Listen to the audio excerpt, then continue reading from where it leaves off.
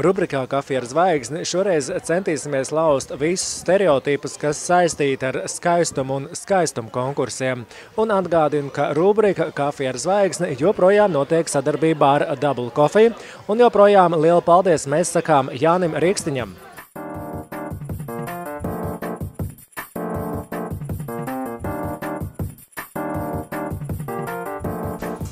Un šoreiz kopā ar mani ļoti skaista sieviete, praktizējoša jurista, tātad arī nopietna konkursa Mrs. Top of the World Latvija 2013 pirmā kroņa ieguvēja Liena Stūraine. Sveiki!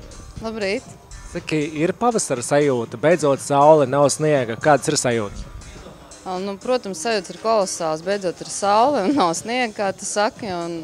Man pagalmā ir uzviedējuši krokusi, kas liecina par to, ka saule tiešām arī ir. Vakardien vēl redzēju taurenīti, par ko es esmu ļoti priecīga, bet viņš bija dzeltenā krāsā.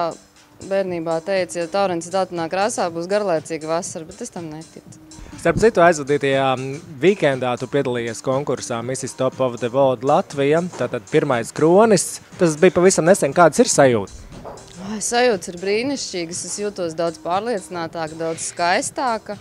Un, protams, kronēta dāma. Sajūtas ir vienkārši burvīgas. Saki, kāpēc tu piedalījies, kāpēc tu izdomāji piedalīties konkursā? Tas bija jauns izaicinājums. Man patīk piedzīvojumi un, protams, izdarīt kaut ko tādu, ko citi nevar atļauties. Sev izdarīt to vienkārši negrib, un nāca tāds piedāvājums, un es domāju, kāpēc, ja tev dzīve piedāvā kaut ko, kāpēc gan to neizmantot? Bet starp citu arī pēc konkursa ir milzīga publicitāte, tātad cilvēkiem ir iespēja arī izteikt savu viedokli, vai tu esi jau iepazinusies ar komentāriem internetā? Vispār pirmajā brīdī man nemaz tāda doma prātā neienāca, kad vajadzētu lasīt kaut kādus komentārus vai ko, jo man pietika, tā teikt, ar draugu un paziņu apsveikumiem un laba vēlējumiem un manis cildināšanu un apbrīnošanu, kad es nemaz nešaubījos par to, kad gan es, gan visas pārējās konkursa meitenes bija vienkārši burvīgas un skaistas, un arī jau tas, ka viņas bija uzdrošinājušās to darīt, tas ir apsveicami. Un par komentāriem es viņus izlasīju tikai tad, kad internetā aizgāja runa par to, vai vispār kāds lasa komentārus. Un tā vienkārši intereses pēc. Un, protams, kārtējo reizi, vai atrodās cilvēki, kas ir neapmierināti ar šo dzīvi, kaut kā aizsagājas kaut kādiem svešiem vārdiem, viņi cenšas nomalnot vai tur apsaukāt cilvēkus. Iznāciet vienkārši publiski to pasakiet, varbūt tās. Paskatīsimies, cik skaisti esat jūs un atraktīvi un talantīgi. Starp citu, tas mūsu pamatu uzdevums ar tevi šoreiz ir paskatīties arī, ko raksta žurnāls Privātā dzīve un kas jauns, bet kādiem žurnāliem, kādai presē tu pats seko līdz ikdienā? Ikdienā, protams, es savu rītu sāku ar laikrakstu Diena, jo man viņš ir pasūtīts. Vispār man patīk žurnāls, modes žurnāli, dažādi. Vajag saukt viņus? Droši. Jā. Man patīk Pastaiga, Oficiāli, protams, arī Vogas lasu, un visus modes žurnāls par modes zinu visu, patiešām. Un, protams, lasu Privāto dzīvi, kas jauns, dažreiz veselību. Starp citu, tūlīt iznāk šajā nedēļā žurnāls Pastaiga, un tu esi uz žurnāla Pastaiga vāka, tātad arī žurnāla lapas pusēs kā modeli, un starp citu uz žurnāla vāka tev ir kronis. Bet jāteic, kad tad, kad Liene piekrit šajai fotosesijai, Liena nezināja, kad viņa varētu uzvarēt konkursā, un arī īsti par konkursu bija tikai tāda doma, ka varētu piedalīties, vai ne? Jā, jo bija tikai aizsūtīts pieteikums konkursam, un, protams, es aizsūtīju, vienkārši domāju, uzrakstīs, uzaicinās, ok, varbūt tieši, varbūt nē. Atkal kaut kāds pārbaudījums sev, un, protams, es pat nezināju, kad es piedalīšos, un kāds vēl tur sapnis par kroni, bet piedāvājums nofotografēties ar kroni man patika ļoti, jo man vispār ļoti patīk kroņi. Viss, kas saistīts ar karalienēm un princesēm. Nu, ko, tad žurnāls Kas jauns un uz žurnāla Kas jauns vāka ir, piemēram, diezgan pikants aizkulises. Studentiem liek šūt kultūras ministres kleitu. Prezidenta kundze cenšas izskatīties jaunāka, pirmās lēdijas stila noslēpumi. Tad, piemēram, dāma sajūsmā par korukaru simpātisko diriģentu Vītolu. Starp citu, vai tu seko tiem šoviem, ko rāda Latvijas televīzijas? Nē, man diemžēl nav laika tam. Tiešām nesakoju. Nezinu. Es esmu dzirdējis kaut ko pausu galam, zinu, kad ir koru kari. Un vēl, nē, man vairāk patīk paskatīties kaut kādas viktorīnas, kur ir kaut kādi jautājumi, atbildes, erudīcijas spēles, kaut kas tāds. Starp citu, tā kā tev patīk mode un viss, kas ar to saistīts, kā tu vērtē, piemēram, kā ir apģērbts un kā izskatās mūsu valsts pirmās amatpersonas, nu, lūk, arī, piemēram, kultūras ministri un citi cilvēki? Nu, ziniet, man vispārībā negribētos kādu tā vērtēt, jā. Protams, katram ir sava gāme un arī valsts amatpersonām ir noteikti etiķete, kurām ir jāsako, jā.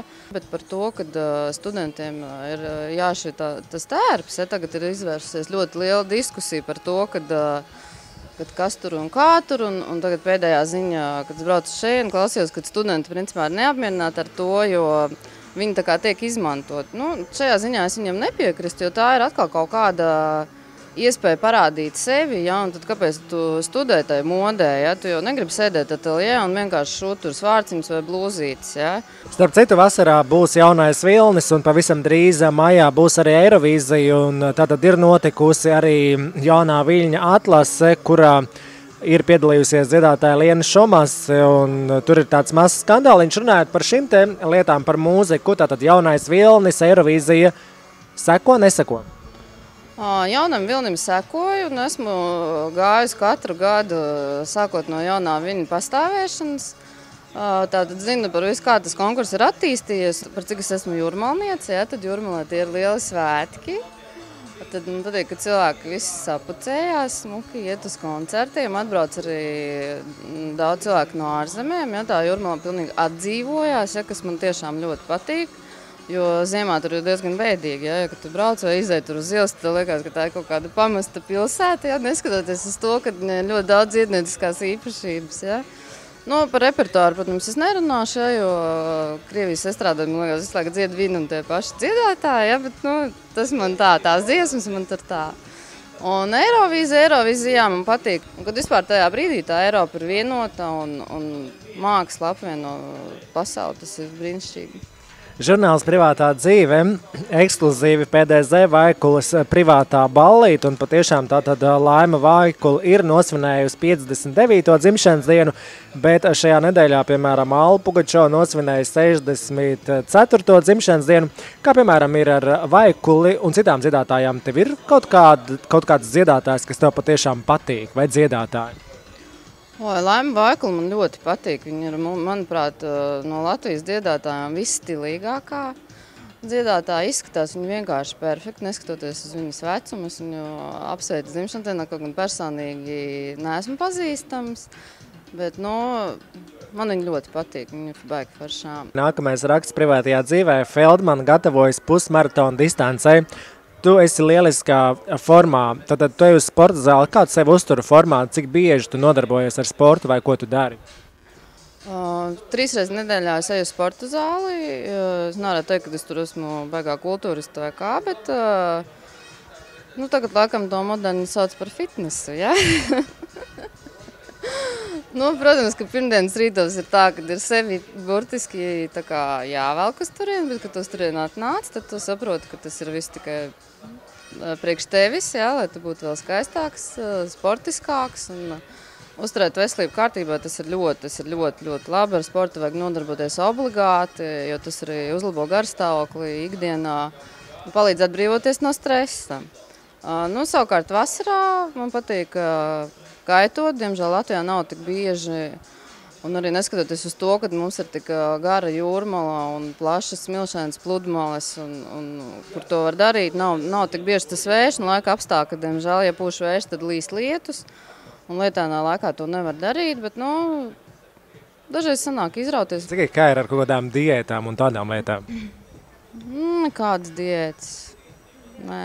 Vajag ieklausīties sevī. Ir bijis, protams, periods, kad ir bijušas diētas, un es arī ļoti daudz zinu par uzturu, esmu lasījusi un tā, bet ko es esmu priekš sevīm sapratusi, ka tev organisms, principā, viņš pasaka priekšā, ko tev vajag, ko tu gribi, kā tu jūties apēdot vienu vai otru produktu. Tas ir, protams, atkal darbs ar sevīm, ieklausīties sevī, tas ir ļoti svarīgi. Personīgi es nezinu, es neēdu saldumus. Vispār?